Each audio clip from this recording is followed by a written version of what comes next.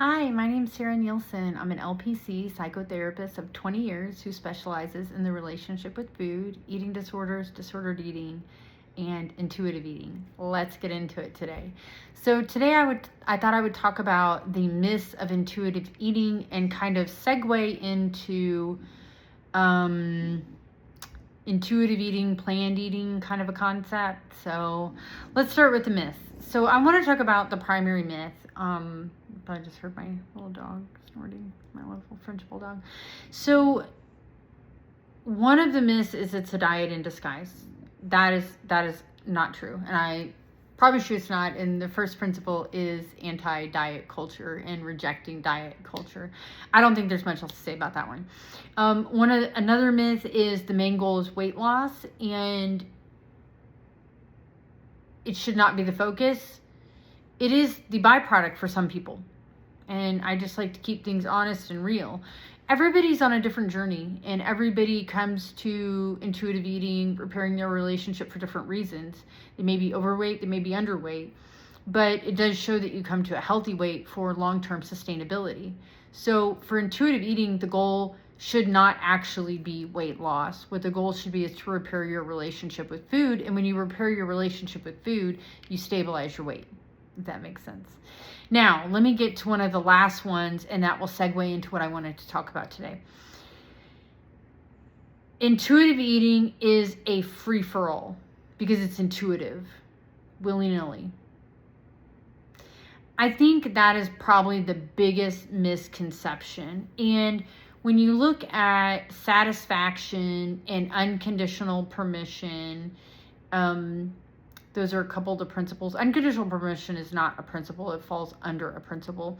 But when you look at the ideas of finding satisfaction and unconditional permission, which means nothing's off the table unless there's a medical reason, I think that people get the idea that it is very, use my phrase, willy-nilly, free-for-all. You eat whatever, whenever, how much ever, so on and so forth.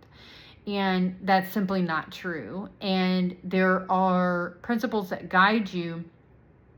And in the end, they all work together. As you're learning, you may have to work on a principle at a time, and then you get to the point of integration. And so it's not how much ever, whatever, whenever, because you are tuning into your hunger levels, your full levels, you are respecting your body, you are leaning into gentle nutrition, okay? So those are kind of the reasons why it is not a free-for-all. Now, I want to get into the kind of the planned eating thing. So intuitive eating, I think the other thing is that people think that is counterintuitive to intuitive eating is regulatory eating. Now, again, everybody is different on their journey, okay? So sometimes it can be hard to address things because I'm trying to address more globally when everybody's on a different journey. Some people have trouble under eating. Some people have trouble overeating. Some people are toggling, And so for some people, part of their journey may be to eat on a regularly scheduled meals. And for some people, they think, well, that's not very intuitive because what about hunger and full? Well, to muddy the waters, should we be tuning into our hunger levels and our food levels, our full levels? Absolutely, we should.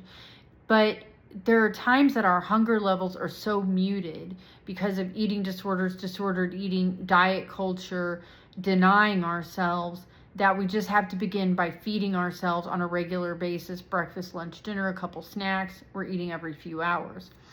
That is not anti-intuitive eating. And you can morph and modify the schedule as needed if that is your journey. Let me make that clear. So there can be regulatory scheduled meals, and you can still be an intuitive eater. There's a lot of things that you can do and still be an intuitive eater. I can even talk about GLP-1s and intuitive eating if anybody's interested. But, intuitive eating is not just body signals, because again, sometimes those body signals are very muted, and so we need to tune into, I have not eaten for 4 hours. I need to eat. or mine are so muted, I just have to eat on a schedule for now as I'm regaining and relearning and reawakening those cues. Then there's planned eating, and I'm going to throw this in at the very end really quick, and I'm going to give it a quick example just to highlight what planned eating is. Let's say I'm done working at 5 today. I have a meeting at 6. It goes till 9. I'm not hungry in between 5 and 6, but what's going to happen to my hunger level between 6 and 9? It's going to get very, very high, and my hunger is going to be way too high at that point. So I would engage in planned eating, which means I'm going to go ahead and eat something because I know that it's going to get too high if I wait. I don't have to eat something big. I can eat something moderate or small, but that is planned eating. So anyways, I wanted to engage in this discussion of some common myths of intuitive eating, as well as really hit it head on that it's not a free-for-all, number one, and also kind of bust the myth that you can have regularly scheduled eating if that is the plan or journey you're on at this time and still be an intuitive eater. If you have any questions or comments, drop them below. Any topics, please like, follow, share. You can also find me on Insight Timer. I have meditations, eating meditations, talks on intuitive eating. I would love for a follow there too. Thank you guys so much. I appreciate it.